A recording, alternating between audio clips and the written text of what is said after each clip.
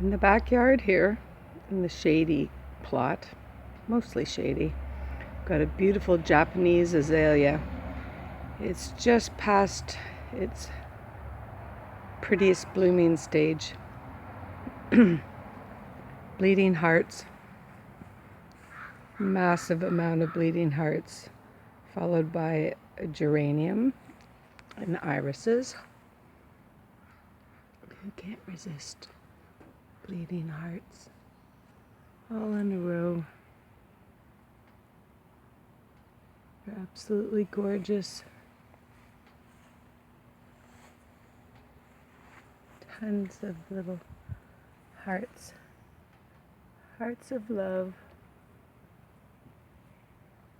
This is my newest perennial geranium.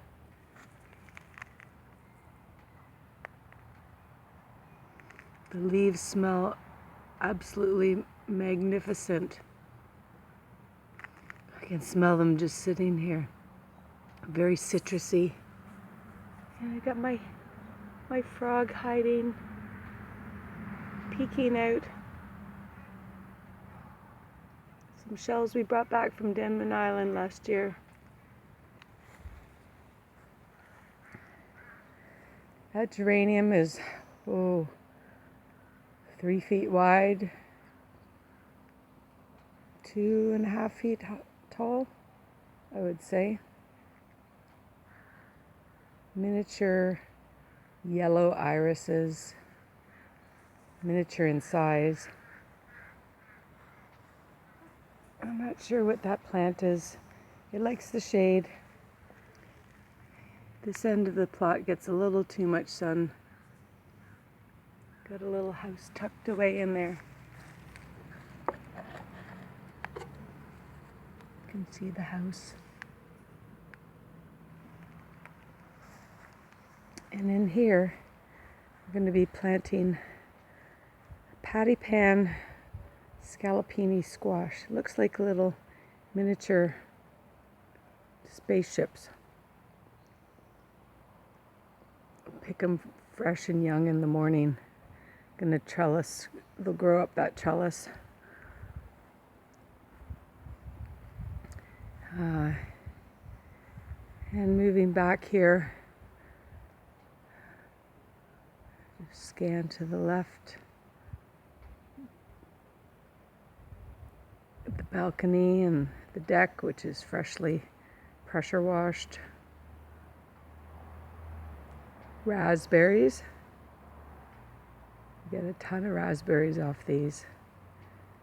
And 3 blueberries. One on the left and the right is Duke.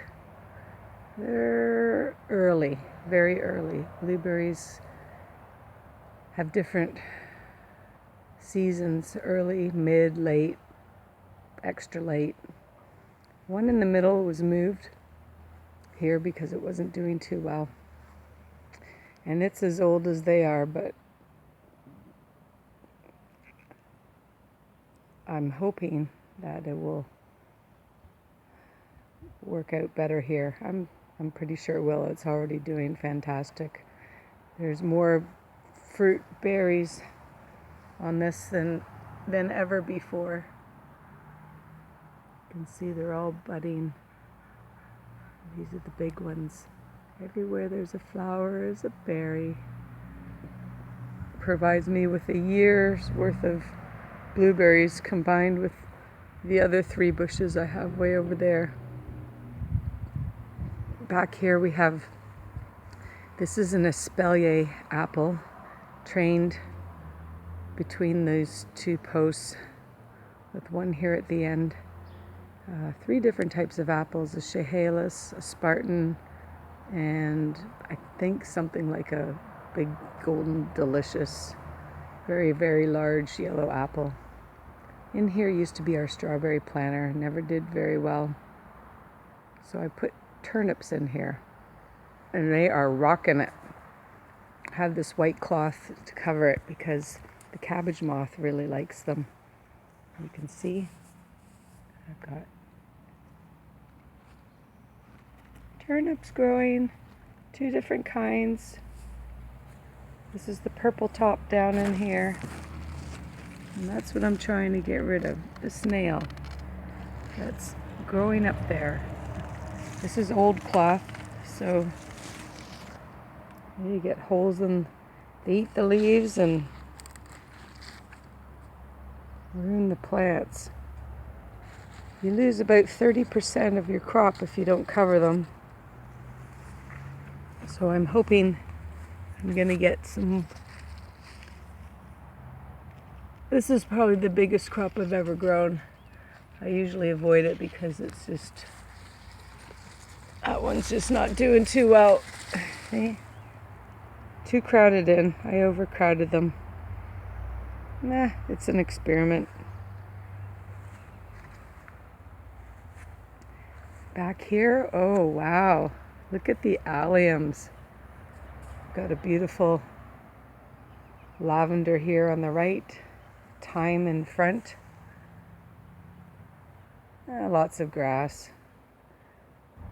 That's okay. I think I have a maple tree growing in there I'm gonna have to pull out. And the pampas grass in behind. Miscanthus gigantus. It will grow taller than that fence and fill in the whole corner and hide the neighbors.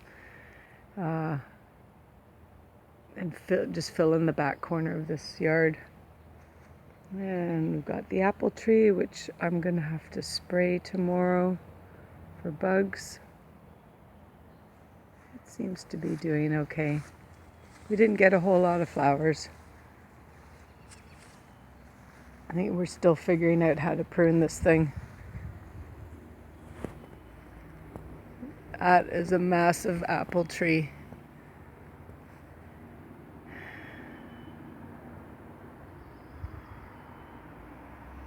The blueberries and the raspberries.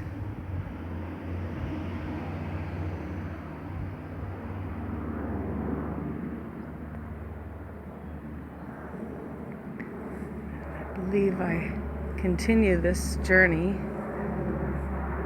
in the next video.